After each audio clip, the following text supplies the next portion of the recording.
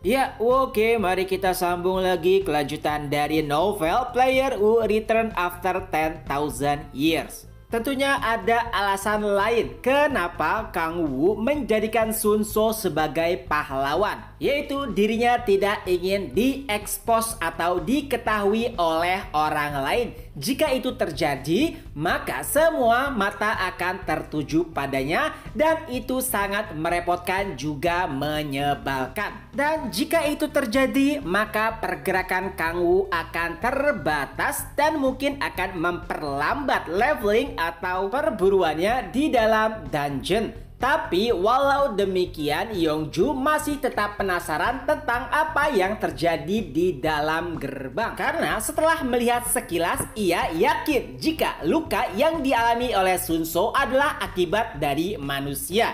Tapi Kang Wu membantah hal tersebut. Ia juga mulai menjelaskan beberapa hal yang terjadi di dalam gerbang. Tentu saja tidak semua hal diceritakan secara detail.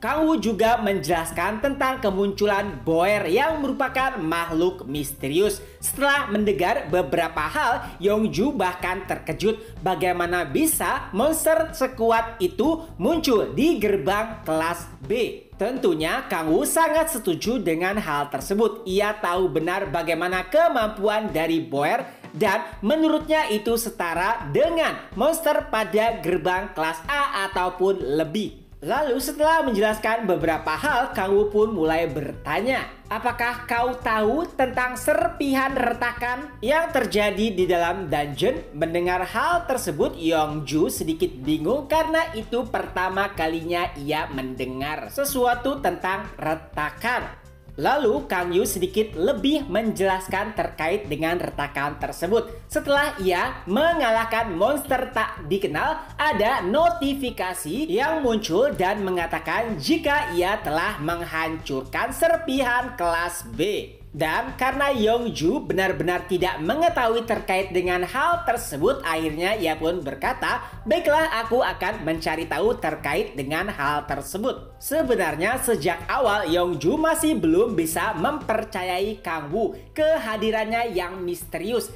kecepatan leveling yang luar biasa. Bahkan beberapa hal misterius mulai muncul saat kemunculan Kang Wu. Ia bahkan sempat berpikir jika Kang Wu mungkin saja berkaitan dengan monster misterius yang tiba-tiba muncul dan juga guru neraka yang saat ini ia kejar. Akan tetapi karena alasan tersebut tak berdasar dan memiliki bukti, Yongju pun tidak terlalu mempedulikannya. Yang paling penting saat ini Kang Wu berada satu perahu dengannya. Dan setelahnya Kang Wu kembali bertanya, baiklah, pertanyaan kedua, apa permintaan yang ingin kau berikan padaku?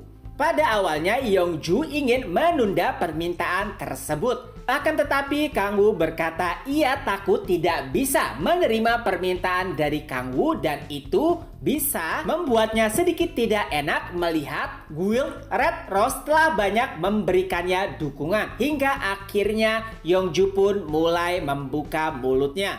Dan ia pun mulai menjelaskan beberapa bulan yang lalu muncul sekelompok orang yang menamakan dirinya sebagai guru neraka. Mereka mengambil orang-orang sebagai tumbal untuk mendapatkan kekuatan iblis. Mendengar hal tersebut, Kang Wu pun mulai terlihat fokus karena Kang Wu tahu benar apa yang dimaksud dengan guru neraka. Karena Kang Wu pernah melawan salah satu dari mereka yang masuk dalam persekutuan Andreas. Pada dasarnya Kang Wu juga tertarik kepada mereka karena memiliki energi iblis yang bisa menguntungkannya. Mendengar hal tersebut dari mulut Yongju, tentu saja itu adalah keuntungan tersendiri. Karena dengan bantuan dan juga informasi yang didapatkan oleh Guild Red Rose, itu juga akan memudahkannya untuk berburu kelompok yang disebut sebagai guru neraka. Tapi ada satu hal yang membuat Kang Wu penasaran, kenapa Yongju sangat terobsesi kepada mereka. Itulah kenapa Kang Wu menanyakan hal tersebut kepada Yongju. Lalu ia pun menjelaskan, kami bekerja sama dengan pemerintah untuk membasmi mereka. Tentu saja guild kami akan mendapatkan bayaran.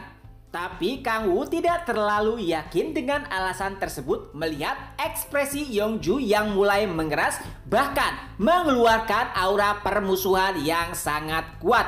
Kang Woo yakin jika Yongju memiliki cerita lainnya yang berkaitan dengan guru neraka ataupun sekte iblis. Lalu saat itulah Yongju berkata, aku memiliki dendam kepada mereka karena salah satu anggota guildku mati di tangan mereka. Setelah mengetahui alasan tersebut, Kang Woo pun kembali menanyakan hal lainnya. Apakah kau sudah melakukan apa yang aku minta? Lalu Yongju pun menjawab, ya, tapi apa yang akan kau lakukan dengan ini? Yongju pun mengeluarkan sebuah kartu yang merupakan izin untuk memasuki gerbang kelas S. Walaupun Yongju tahu jika Kang Woo memiliki kekuatan di atas rata-rata, tapi ia masih belum yakin jika Kang Woo bisa berurusan dengan monster yang berada di dalam gerbang kelas S. Tapi Kang Woo pun berkata, tenang saja, aku tidak akan berburu di sana. Tapi ada satu hal yang ingin aku cek.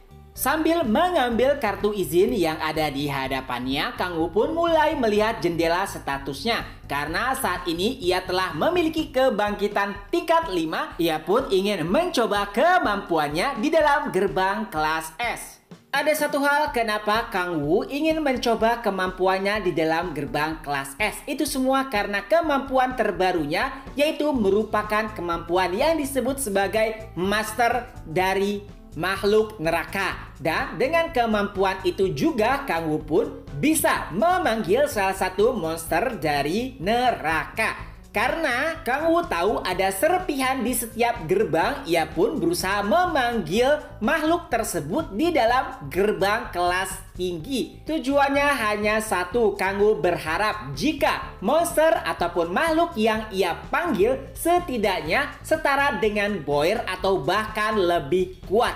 Itulah kenapa Kang Woo sangat tertarik dan juga antusias untuk menggunakan kemampuan terbarunya. Dan Kang Woo pun mulai menaiki mobil terbarunya yang diberikan oleh Yongju, lalu mengatur map yang ada di mobilnya untuk menuju tempat di mana gerbang kelas S berada. Walaupun Kang Woo tahu jika ada gerbang kelas SS, akan tetapi saat ini kemampuannya masih belum layak untuk mencoba peruntungan di dalam gerbang kelas SS. Apalagi gerbang tersebut berada di luar Korea. Oleh sebab itulah Kang Woo lebih memilih gerbang kelas S yang bisa ia akses dengan mudah. Setidaknya gerbang kelas S juga merupakan salah satu gerbang tertinggi yang ada di Korea. Dan kira-kira monster apakah yang berhasil dipanggil oleh Kang Woo? Mari kita bahas lagi di chapter selanjutnya. Oke, itu saja dulu. Semoga terhibur. Ketemu lagi di next video. Bye-bye.